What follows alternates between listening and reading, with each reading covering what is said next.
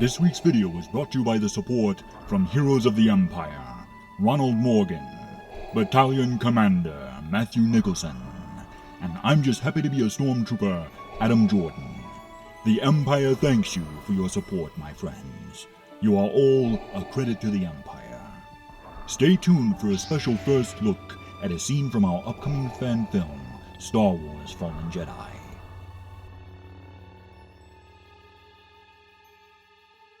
Using models and puppets for not only the visual effects but also some of the characters in this film was always going to be a risk, I guess, particularly in today's world of Unreal Engine visual effects that we've seen used in not only The Mandalorian but a lot of really cool, very high-end fan films. And the stuff looks amazing. It looks great.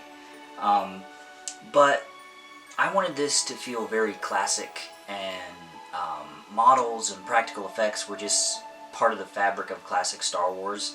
So rather than shy away from it, we decided to just go all in because, as a very wise man once said, do or do not, there is no try.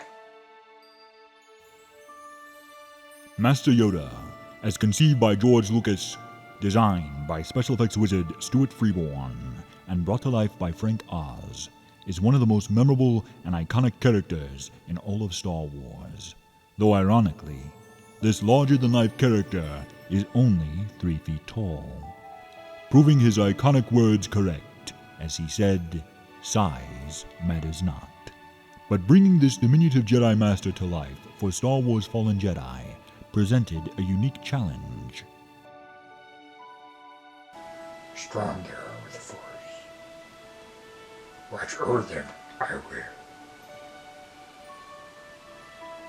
I just screwed that up. Let me take that again. Strong they are with the Force, but not that strong. Not as strong as Rey. I knew I wanted Yoda in the film, but unlike, say, Darth Vader or a Stormtrooper where you can go out and buy the costume if you have enough money, I looked everywhere on the internet and I couldn't find a Yoda puppet. No one seems to make them. So what I did was I decided to make one instead. Now I didn't completely construct it, but it was kind of a modification sort of thing. Because while I couldn't find a Yoda puppet, what I did find was this little Yoda toy from 2005. It was from Revenge of the Sith. And he said little phrases, and he has a very squishy, rubbery face that was hooked to little mechanics so he could talk. So what I did was I got this little guy on eBay for about 23 bucks or so, something like that.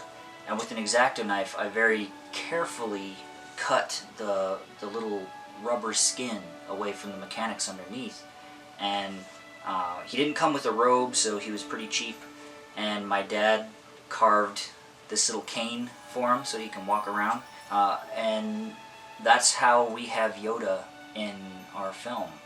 Now that the construction of the puppet was complete, the next challenge ahead of the creative team at Obro Studio was not only to recreate the magic of how we all remember Yoda from the original trilogy, but narratively to service the storyline, while paying proper respect to the legacy of the character and George Lucas's original vision for not only Star Wars, but the Force itself.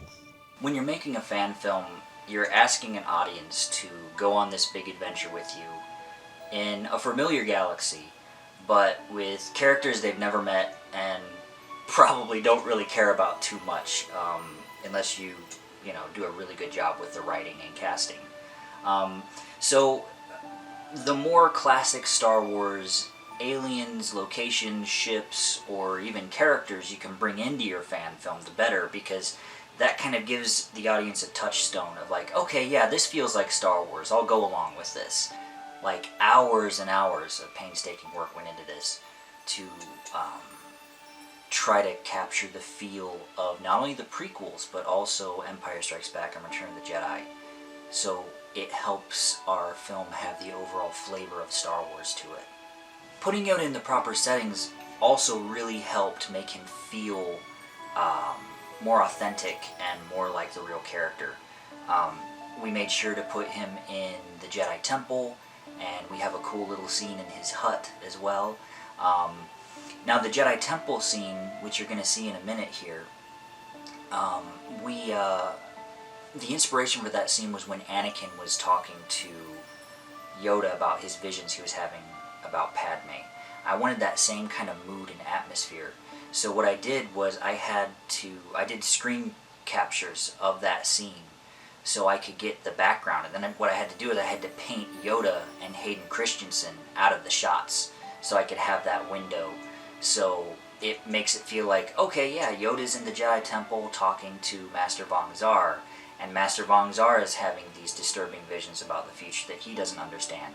So, like George Lucas said, it's like poetry, it rhymes. I knew I wanted Yoda for this film for several reasons. One, again, he was going to serve as this touchstone for the audience to make it feel grounded and like classic Star Wars. Two, since the themes of this film are about revenge and kind of darker things like that, it's kind of a tragic story, I wanted there to be one voice in the darkness, so to speak, that gave the actual philosophy of the Jedi and Star Wars to hold more true to the ideals of a Jedi as set down by George Lucas. And if you're going to have anyone explain the Force and be kind of like the light and the dark, who better than Yoda?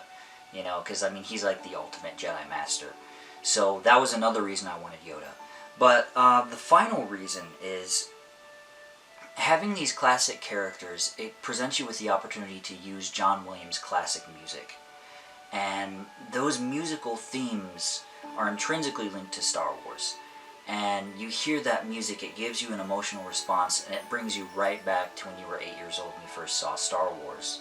So I wanted to bring in as many classic characters as I could so I would have an excuse, I guess you'd say, to use John Williams' music when I'm writing and recording the score. So I weave his themes and his music into the other incidental music that I'm writing for this film. And that has been one of the most fun and rewarding parts of doing this fan film for me personally, because I started out as a musician, not a filmmaker. So getting to go back and record John Williams' music in my MIDI software, it's been challenging for sure, but a lot of fun to try to recreate those iconic pieces of music. With the film nearing completion, I would like to thank each and every one of you who have shown your support throughout this long, creative journey to bring you Star Wars Fallen Jedi. With only 4 visual effects sequences to complete, we are hoping to release the film by December of this year. And now, as a reward for your patience, here's a special first look at a scene from the film, as Jedi Master Vong Zaar discusses his troubling visions of the future with Master Yoda at the Jedi Temple. A vision, you say? Yes. I sense I'm in a forest, surrounded by hate and death. I'm fighting against something, but I cannot see what it is. Clouded your future is. Much anger I sense in you. Do not give in to your aggression. Powerful you become, but to a dark place it will take you.